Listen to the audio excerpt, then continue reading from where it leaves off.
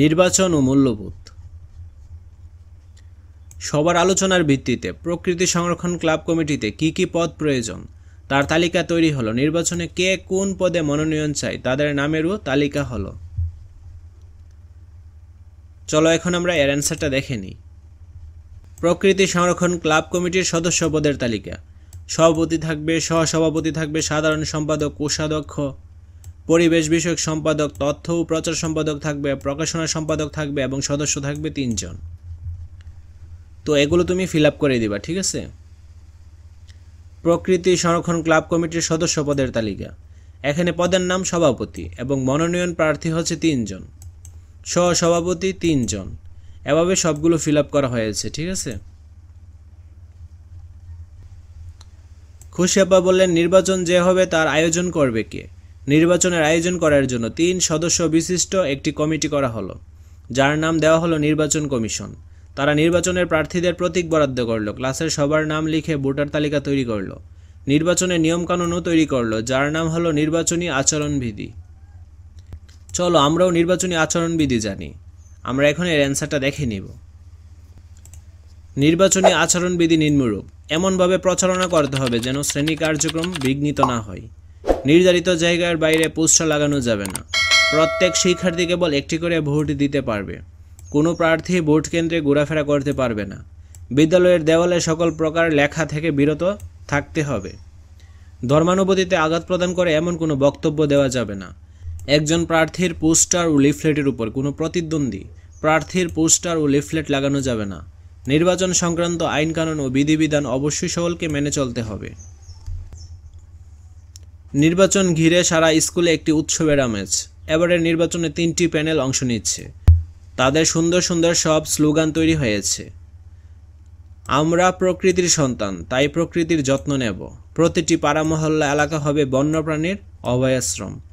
অসহায় প্রাণীদের খাবার, চিকিৎসা সেবা ও আশ্রয়ের দায়িত্ব নেব। তো এগুলো হচ্ছে এক একটা স্লোগান। নির্বাচনের জন্য পোস্টার, স্লোগান তৈরি, প্রচার প্রচারণার জন্য গান গাওয়া, বক্তৃতা করাই সবার খুব উৎসাহ। নির্বাচনে অংশ নেওয়া দলগুলো নিজেদের নির্বাচনী ইশতেহারও বানিয়েছে। তাদের প্যানেল নির্বাচনে জয়ী হলে প্রকৃতি সংরক্ষণের জন্য কী কী কাজ করা হবে তার বর্ণনা এই ইশতেহারে লেখা আছে। নির্বাচনী প্রতিশ্রুতি লিখে প্লাকার্ডও বানানো হয়েছে। টিফিনের সময় প্লাকার্ড হাতে মিছিল হয় রোজ। যেমন এই যে দেখো, গাছপালা আমাদের অক্সিজেন প্রদান করে, তাদের রক্ষার দায়িত্ব নেব। আমরা প্রকৃতির সন্তান, তাই প্রকৃতির যত্ন নেব। প্রতিটি পাড়া মহল্লা এলাকা হবে বন্যপ্রাণীর অভয়াশ্রম। অবশেষে নির্বাচনের দিন এসে গেল। ওই দিন নির্বাচন কমিশন প্রচার প্রচারণা বন্ধ রাখার নির্দেশ দিয়েছে। তারা প্রার্থীর প্রতীক সহ ব্যালট পেপার তৈরি করেছে। তো এখানে প্রার্থীদের নাম, তারপর প্রার্থীদের প্রতীক, সিল দেওয়ার স্থান, এখানে সিল দেওয়া হবে, ঠিক আছে।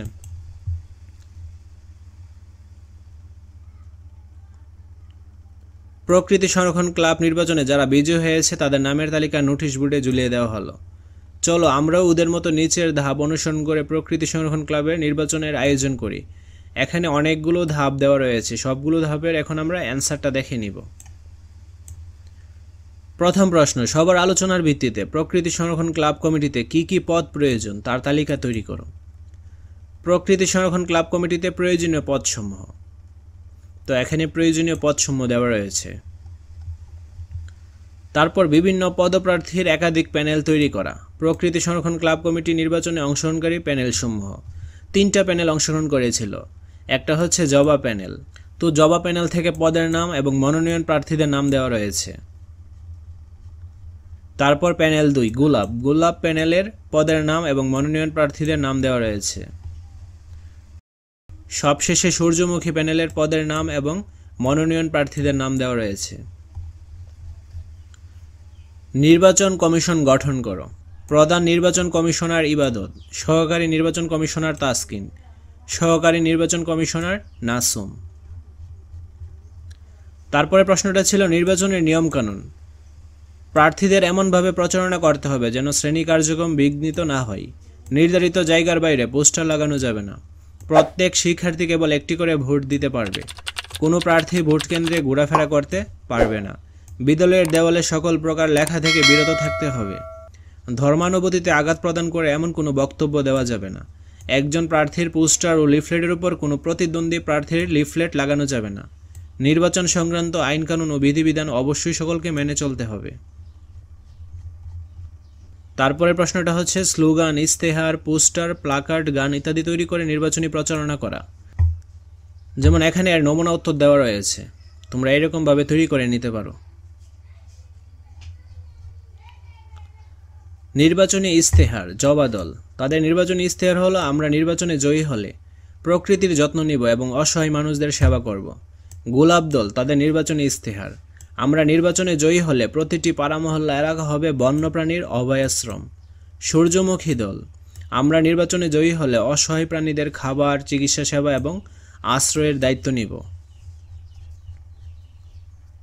নির্বাচন অনুষ্ঠান করে ভোট দিয়ে কমিটি নির্বাচন করে কমিটির সদস্যদের নাম নোটিশ বোর্ডে ঝুলিয়ে দেওয়া।